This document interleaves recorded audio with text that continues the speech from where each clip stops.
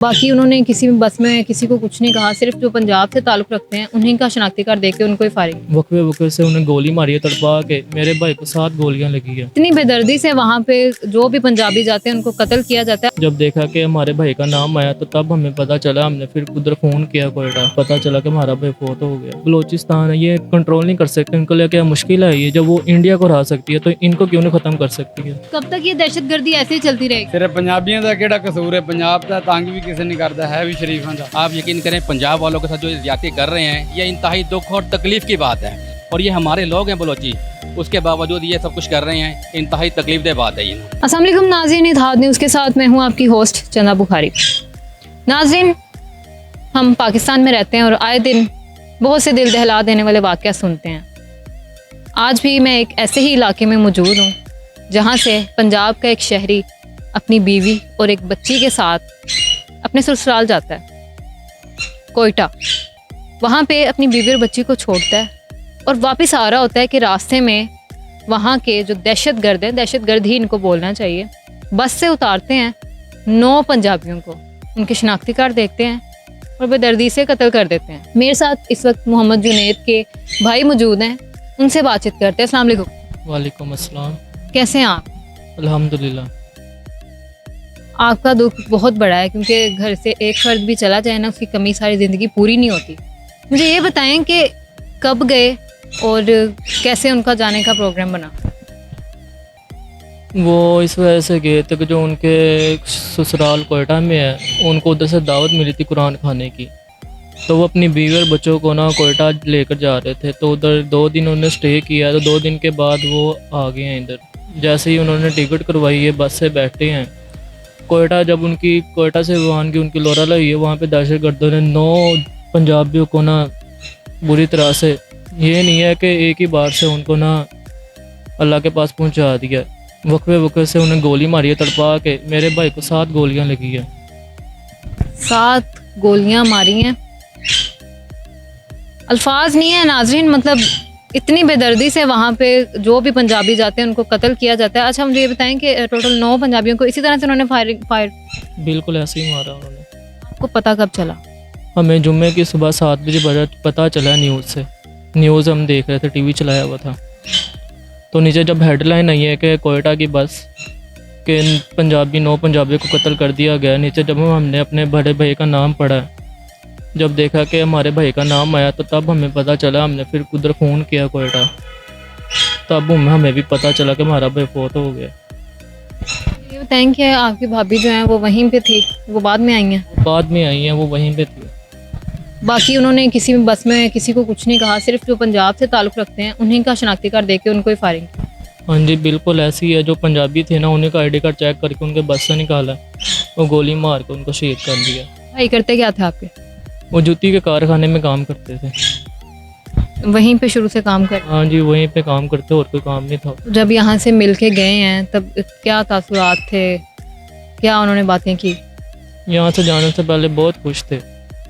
उनकी खुशी तो हम बता नहीं सकते, लेकिन ये है जब वहाँ से गए हैं तो वहाँ से फिर अकेले ही आए हैं। नाज़रीन, यहाँ पे सवाल जो है ना मेरा, वो हुकूमत से भी है और जितने भी इदारे देख रहे हैं उन सबसे ये सवाल है कि आखिर कब तक इसी तरह से जो है दहशतगर्दी बढ़ती रहेगी, पंजाबियों से ख़ास किस्म की दुश्मनी निभाई जाती है, उन्हें तड़पा के मारा जाता है। आप क्या मैसेज देना चाहते हैं, हुकूमत से क्या कहना चाहते हैं इस बारे में, जिस तरह से वहाँ पे दहशतगर्दी जो इतनी ज़्यादा फैल रही है? और पंजाबियों से क्या लगता है, क्यों इस तरह से पंजाबियों को कत्ल किया जाता है? अब ये देखें ना कि हमारी जो हुकूमत है ये इंडिया से लड़ सकती है, इंडिया जैसे मुल्क को हरा सकती है। तो उनसे ये दहशतगर्दी, ये अपनी जो बलोचिस्तान है, ये कंट्रोल नहीं कर सकते। उनको लिए क्या मुश्किल है ये, जब वो इंडिया को हरा सकती है तो इनको क्यों नहीं ख़त्म कर सकती है? यही तो सवाल है, यही तो सवालिया निशान है। यहीं से तो जो पंजाबी हैं ना, जिनके अपने जो है वो कत्ल हो जाते हैं इन दहशतगर्दों के, इन खबीस के हाथों, यही तो सवाल है कि आखिर कब तक इसी तरह से दहशतगर्दी होती रहेगी? मरियम नवाज से आप क्या कहेंगे? उनको इस वक्त जो है ना लक़ब भी उनके पास है कि सबकी माँ है, वो क्या कहेंगे उनके लिए? उनसे क्या कह सकते हैं, वो तो ऊंचे बंदे हैं।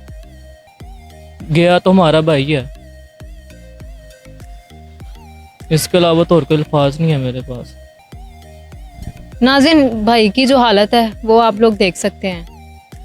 नीचे चलते हैं, कुछ मोहल्लेदार हैं, उनसे बातचीत करते हैं। और हुकूमत से जो है वो मेरा यही पैगाम है कि खुदारा जब आप इंडिया का बेड़ा गर्क कर सकते हैं, ये कुछ भी नहीं है, इन लोगों का भी कुछ करें। नाज़रीन, इस वक्त मैं उन दुकानदार के मौजूद हूँ साथ जिनका जुनैद के घर के साथ इनकी दुकान है। अस्सलाम वालेकुम। वालेकुम अस्सलाम। कैसे हैं आप? ठीक ठाक। सर मुझे ये बताएं, साथ वाले घर में आपके इतना बड़ा हादसा हुआ है, कैसा इंसान था जुनैद? वो तो मुझे इंसान नहीं लग रहे हैं, कोई तरस भी नहीं आया उनके अंदर, कोई ज़रा जितना भी। बहुत ज़्यादती हुई है, बहुत ज़्यादा ज़्यादती हुई है इनके साथ। वो क्वेटा में गया हुआ था बच्चे छोड़ने के लिए, वहीं से वापस आ रहा था दराज से 10 बजे भी वो गड्डी के विच ला के मार दिता ने। इन्होंने तो पता भी नहीं सी, इन्होंने तो सवेरे पता चलिया खबरां वेखियां जो उदों भी ये साडा बच्चा मर गया। अच्छा, मेरा सवाल आपसे ये है कि 7 फायर उसको मारे गए हैं, क्या उसका कसूर सिर्फ इतना था कि वो पंजाब से ताल्लुक़ रखता था? कब तक ये दहशतगर्दी ऐसे ही चलती रहेगी? पर ਉਹਦਾ ਇਹੀ ਕਸੂਰ ਸੀ ਵੀ ਪੰਜਾਬ ਦਾ ਰਹਿਣ ਵਾਲਾ ਸੀ, ਵੀ ਵੇਖ ਕੇ ਆਈਡੀ ਕਾਰਡ ਮਾਰਿਆ ਗਿਆ, ਵੀ ਆਈਡੀ ਕਾਰਡ ਵੇਖ ਕੇ ਸ਼ਨਾਖਤ ਕਰਕੇ। ਵੈਸੇ ਨਹੀਂ ਜਿਹੜੇ ਹੋਰ ਕਿਸੇ ਮੁਲਕ ਦੇ ਰਹਿਣ ਵਾਲੇ ਪੰਜਾਬ ਤੋਂ ਹਟ ਕੇ ਉਹਨਾਂ ਨੂੰ ਛੱਡ ਦਿੱਤਾ। ਸਿਰਫ ਪੰਜਾਬੀਆਂ ਦਾ ਕਿਹੜਾ ਕਸੂਰ ਹੈ? ਪੰਜਾਬ ਦਾ ਤੰਗ ਵੀ ਕਿਸੇ ਨਹੀਂ ਕਰਦਾ, ਹੈ ਵੀ ਸ਼ਰੀਫਾਂ ਦਾ।